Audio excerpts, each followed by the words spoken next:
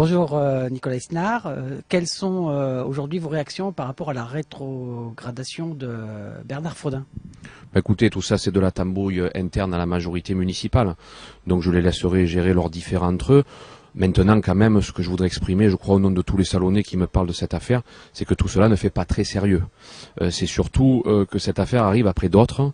Il y a 6 mois, je rappelle que l'élu aux grands travaux, Marc Richard, a quitté la majorité municipale, alors que des grands travaux vont bientôt être lancés sur la ville, ou en tout cas devraient l'être.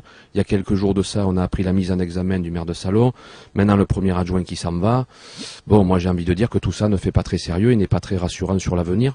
Ce qu'on attend d'une équipe municipale et d'un maire, c'est qu'il gère les problèmes du quotidien de Salon et pas qu'il anime la rubrique des faits divers et des divertissements dans la presse locale.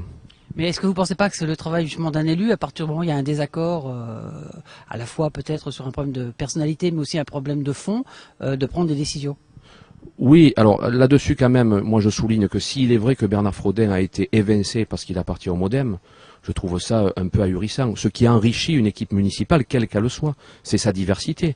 Moi j'ai conduit une équipe, vous le savez, dans laquelle il y avait des gens issus de tous les horizons politiques, et je crois que c'est très bien.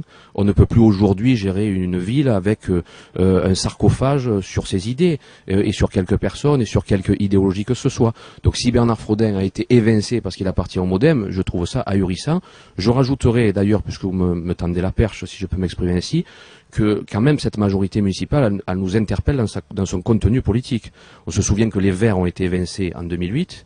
Aujourd'hui, c'est le MoDem, donc le centre-gauche, qui est évincé. Que va-t-il rester à cette majorité, si ce n'est le Parti socialiste pur et quelques élus du NPA qui traînent par là?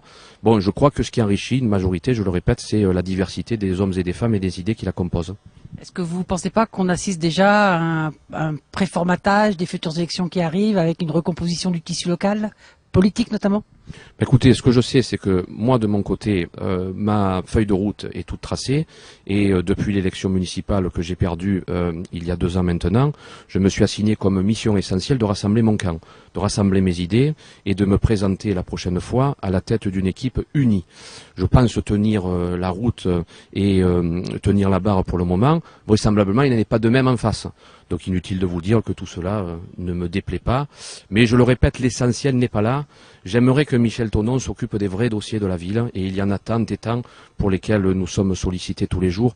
Tout ça ne sont que des petits amusements internes qui ne servent pas l'intérêt de la collectivité.